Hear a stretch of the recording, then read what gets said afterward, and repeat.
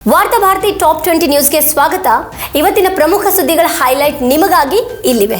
ಭಾರತ ಮತ್ತು ಪಾಕಿಸ್ತಾನದ ನಡುವಿನ ಉದ್ವಿಗ್ನತೆ ಮತ್ತು ಮಿಲಿಟರಿ ದಾಳಿಗಳ ಹಿನ್ನೆಲೆಯಲ್ಲಿ ದೇಶವನ್ನು ಉದ್ದೇಶಿಸಿ ಮಾತನಾಡಿದ ಪ್ರಧಾನಿ ಮೋದಿ, ಪರಮಾಣು ಬೆದರಿಕೆಗಳಿಗೆ ನಾವು ಮಣಿಯೋದಿಲ್ಲ. ಆಪರೇಷನ್ ಸಿಂಧೂರ ಈಗ ಭಯೋತ್ಪಾದಕರ ವಿರುದ್ಧದ ಭಾರತದ ನೀತಿಯಾಗಿದೆ ಅಂತ ಪ್ರಧಾನಿ ಮೋದಿ ಹೇಳಿಕೆ. ಭಯೋತ್ಪಾದಕರು ಮತ್ತು ಅವರಿಗೆ ಆಶ್ರಯ ನೀಡೋರ ನಡುವೆ ನಮಗೆ ಯಾವುದೇ ವ್ಯತ್ಯಾಸ ಕಾಣುವುದಿಲ್ಲ. ಭಯೋತ್ಪಾದಕರನ್ನ ನಿರ್ಮೂಲನೆ ಮಾಡೋಕೆ ನಾವು ಸಶಸ್ತ್ರ ಪಡೆಗಳಿಗೆ ಸಂಪೂರ್ಣ ಸ್ವಾತಂತ್ರ್ಯ ನೀಡಿದ್ದೇವೆ. ನಮ್ಮ ಸೇನೆ, ನೌಕಾಪಡೆ, ವಾಯುಪಡೆ, ಬಿಎಸ್ಎಫ್ ಮತ್ತು ಇತರ ಎಲ್ಲ ಪಡೆಗಳು ಎಚ್ಚರದಿಂದಿವೆ. ನಾವು ಸದ್ಯಕ್ಕೆ ನಮ್ಮ ಕಾರ್ಯಾಚರಣೆಯನ್ನ ಸ್ಥಗಿತಗೊಳಿಸಿದ್ದೇವೆ. ಪಾಕಿಸ್ತಾನದ ಕ್ರಮಕ್ಕೆ ನಮ್ಮ ತಕ್ಕ ಪ್ರತಿಕ್ರಿಯೆ ಇರುತ್ತೆ ಅಂತ ಭಾರತ ಮತ್ತು ಪಾಕಿಸ್ತಾನದ ನಡುವಿನ ಉದ್ವಿಗ್ನತೆ ಮತ್ತು ಮಿಲಿಟರಿ ದಾಳಿಗಳ ಹಿನ್ನೆಲೆಯಲ್ಲಿ ದೇಶವನ್ನು ಉದ್ದೇಶಿಸಿ ಮಾತನಾಡಿದ ಪ್ರಧಾನಿ ಮೋದಿ, ಪರಿಶಿಷ್ಟರಲ್ಲಿ ಒಳ ಮೀಸಲಾತಿ ನೀಡುವ ಸಂಬಂಧ ಆರಂಭಿಸಿರುವ ಸಮೀಕ್ಷೆ ಚೆನ್ನಾಗಿ ನಡೀತಿದೆ. ಈ ವಿಷಯದಲ್ಲಿ ಯಾರೂ ಇಲ್ಲಸಲ್ಲದ ಗೊಂದಲಗಳನ್ನು ಸೃಷ್ಟಿ ಮಾಡಬಾರದು ಅಂತ ಪಕ್ಷದ ಮುಖಂಡರು ಮತ್ತು ಸಮಾಜದವರಿಗೆ ತಿಳಿಸಿದ ಮುಖ್ಯಮಂತ್ರಿ ಸಿದ್ದರಾಮಯ್ಯ.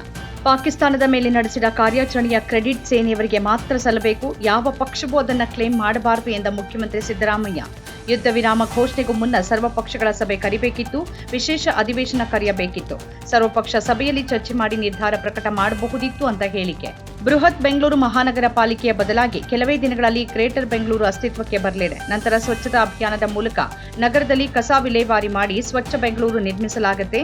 ಆ ಮೂಲಕ ಬೆಂಗಳೂರಿಗೆ ಹೊಸ ರೂಪ ನೀಡಲಾಗುತ್ತೆ ಅಂದ ಡಿಸಿಎಂ ಡಿಕೆ ಶಿವಕುಮಾರ್. ತಾಂಡಾ, ಹಟ್ಟಿ ಸೇರಿದಂತೆ ಕಂದಾಯ ಭೂಮಿಯಲ್ಲಿ ವಾಸವಾಗಿರುವ 1 ಲಕ್ಷ ಜನರಿಗೆ ಪಟ್ಟಾ ಖಾತೆ ನೀಡಲಾಗುತ್ತೆ ಎಂದ ಉಪಮುಖ್ಯಮಂತ್ರಿ ಡಿಕೆ ಶಿವಕುಮಾರ್.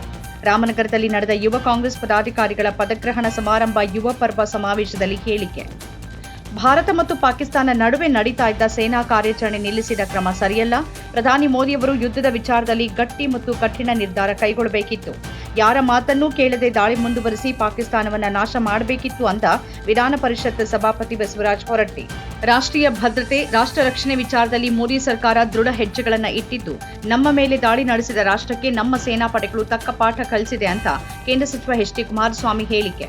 ಭಯೋತ್ಪಾದಕ ತಾಣಗಳನ್ನ ನಮ್ಮ ಸೈನಿಕರು ಧ್ವಂಸ ಮಾಡಿದ್ದಾರೆ. ಆದರೆ ಕೇಂದ್ರ ಸರ್ಕಾರ ಕದನ ವಿರಾಮದ ನಿರ್ಧಾರದಿಂದ ಸೇನೆಗೆ ಹಾಗೂ ಭಾರತೀಯ ಸಾಮಾನ್ಯ ನಾಗರಿಕರಿಗೆ ನಿರಾಸೆ ತಂದಿದೆ ಎಂದ ಗ್ರಾಮೀಣಾಭಿವೃದ್ಧಿ ಮತ್ತು ಪಂಚಾಯತ್ ರಾಜ್ ಸಚಿವ ಪ್ರಿಯಾಂಕ್ ಖರ್ಗೆ.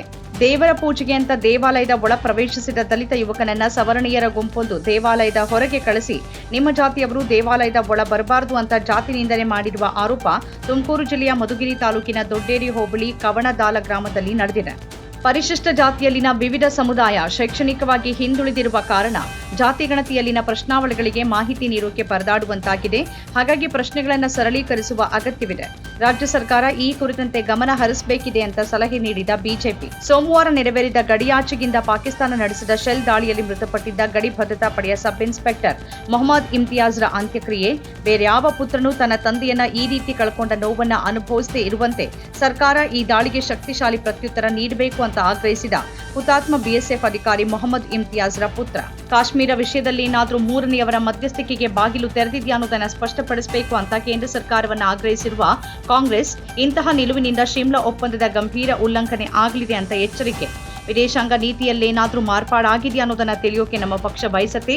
ಹೀಗಾಗಿ ಈ ವಿಷಯವನ್ನು ಆದಷ್ಟು ಶೀಘ್ರವಾಗಿ ಸಂಸತ್ತಿನಲ್ಲಿ ಚರ್ಚಿಸಬೇಕು ಅಂತ ಆಗ್ರಹಿಸಿದ ಎಐಸಿಸಿ ಪ್ರಧಾನ ಕಾರ್ಯದರ್ಶಿ ಕೆಸಿ ವೇಣುಗೋಪಾಲ್.